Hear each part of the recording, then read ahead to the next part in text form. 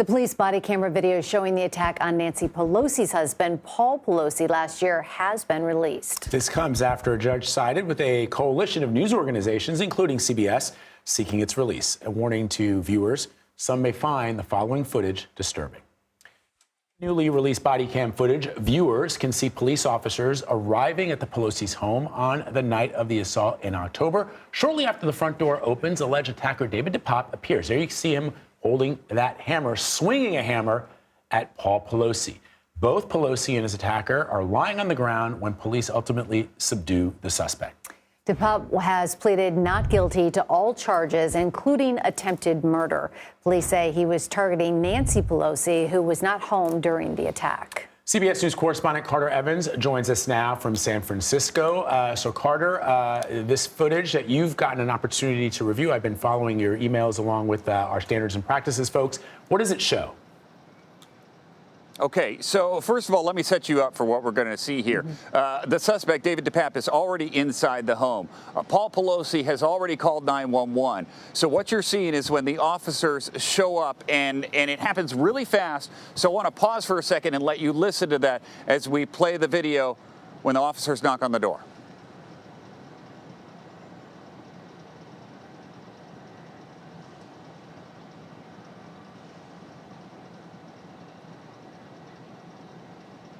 Okay, I wanted to make sure we could hear that audio there. It looks like we can't, but essentially... No, we hear it, Carter. We can hear it. There you go. What is going on right now? You hear police say, drop the hammer.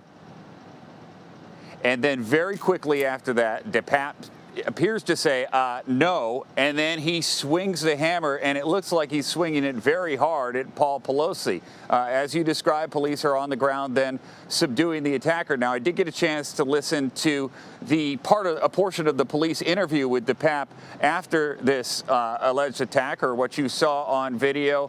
And pretty much he admits to everything. He talks in great detail with investigators about why he did this, how he broke into the Pelosi's home. He talked about how they had special glass on their door and it was really difficult for him to get through. He talked about how he walked into Paul Pelosi's home and he was surprised to see him sleeping in his bedroom because he had made a whole lot of noise breaking into the home. He said that he explained to Paul Pelosi that he was there for Nancy Pelosi, that he wanted to hold her accountable for what he calls these wrongs that Democrats have committed. He talks with police officers about his grievances, and he was asked by investigators what he was planning to do to Nancy Pelosi, and he said something along the lines of, if she admits it, I was going to let her go, but if she didn't, I was going to kneecap her. And that's basically what he said. The officer asked him about the hammer attack on Paul Pelosi, and she asked him if he had actually did that. He admitted that he did it, and she said, well, was it just a tap or were you swinging hard? He goes, oh, no, it wasn't a tap. It was full force. So he pretty much admitted to it in the police interview. Of course, he has pled not guilty in court, and so the court proceedings will move forward from here. But that video is out, and it's out there for everyone to see now.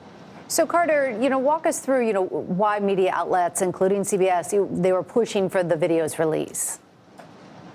Okay, so this video was initially played in open court. It was a public courtroom, and it was played to basically build the case up against DePape here.